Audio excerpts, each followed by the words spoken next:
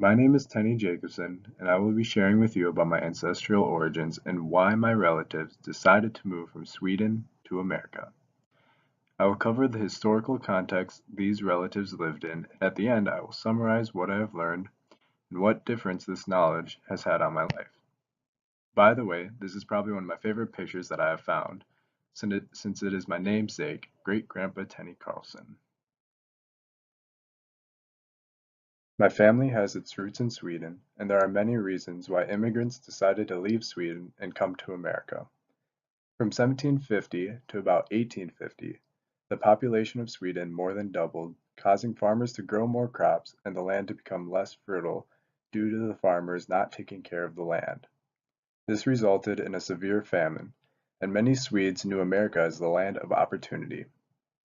More specifically, Swedish farmers heard that there was land in the Midwest. This brought many Swedes into Minnesota and Illinois. This happened in two waves, the first one being before the American Civil War that began in 1861, and the second wave being after the Civil War, starting around 1865. Within my family, there was a man named Carl Petersson, with two S's as was custom. He grew up in a village in Sweden, but was among those who got caught up in the story I just shared about the Swedes in the second wave of immigration. He made the trip to America with his family in 1870 and made his way to Fish Lake, Chisago in 1871.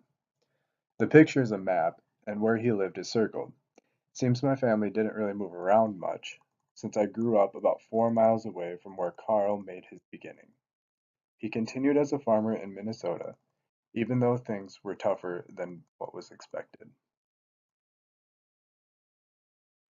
The assimilation process was not too bad for my family as far as I can tell.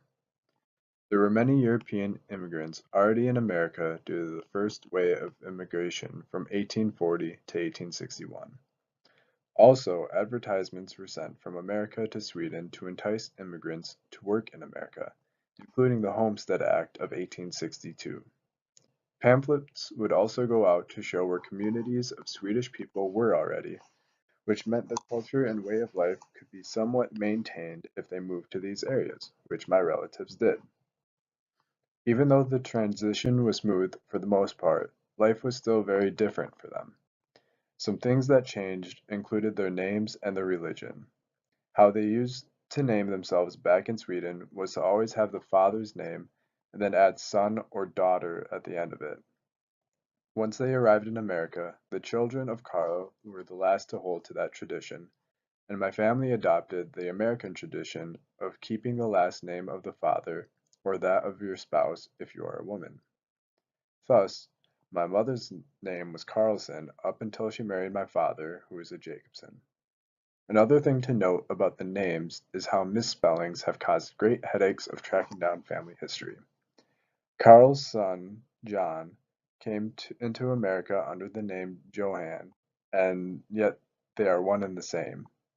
The other thing The other change for my family was their transition from Lutheran to Protestant with their religion. Many villages were ran by the parish of the area, and when they got to America, they appreciated the freedom from that sort of authority and didn't want to go back. Therefore, they decided to be Protestant instead. To summarize and answer a few questions, my family came to America to escape hardships in Sweden and pursue opportunity in America. To the questions as to what I have gained and how this changes things, I can say that I now have the ability and opportunity to share what I know with more of my family. While I was asking my uncle about this project, he was really curious as to why we did move from Sweden. As soon as I found out, I sent him a text to let him know, and he greatly appreciated it. The other gain I got from this project has been a deeper understanding of my family and how other families may have gotten to where they are. After all, we all came from somewhere. Now, as to the question of how this relates to current political climate of immigration, I would have to say that things are very different from this situation to the one from that situation to the one we are in. Swedes were welcome for the most part, and jobs were gladly given to them.